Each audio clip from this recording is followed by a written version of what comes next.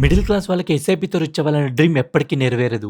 Let me explain you. Last 5 years లో mutual funds లోకి records break అయ్యే investments వచ్చాయి. కానీ హానెస్ట్ గా చెప్పాలంటే ఇందులో చాలా మంది గుడ్ రిటర్న్స్ జనరేట్ చేయలేరు. ఎగ్జాంపుల్, మీరు ఒక మ్యూచువల్ ఫండ్ లో 10,000 ఎస్ఐపి స్టార్ట్ చేశారు. 20 years కి ఏదైతే 12% రిటర్న్స్ ఇస్తుందో, సో 20 years తర్వాత మీ కార్పస్ వచ్చేసి 1 crore. కానీ ఇందులో ఒక పెద్ద ఫ్యాక్టర్ మిస్ చేసాం, అదే ఇన్ఫ్లేషన్. 20 years లో మీ డబ్బులకున్న పర్చేసింగ్ పవర్ తగ్గుతుంది. 6% ఇన్ఫ్లేషన్ అయితే మీ 1 crore పర్చేసింగ్ పవర్ వచ్చేసి 31 lakh. అంటే మీరు నెంబర్స్ లో కోటీశ్వర్లు అవుతారు కానీ యాక్చువల్ వాల్యూలో కాదు. But don't worry, I have a solution for you. మీరు ఎవ్రీ ఇయర్ మీ ఎస్ఐపి 15% ఇంక్రీజ్ చేస్తే, అంటే ఫస్ట్ ఇయర్ లో 10,000, సెకండ్ ఇయర్ లో 11,500, థర్డ్ ఇయర్ లో 13,200 అండ్ సో ఆన్. దీనివల్ల అంతకుముందు మీ కార్పస్ 1 crore ఉంటే 2.85 crore అవుతుంది.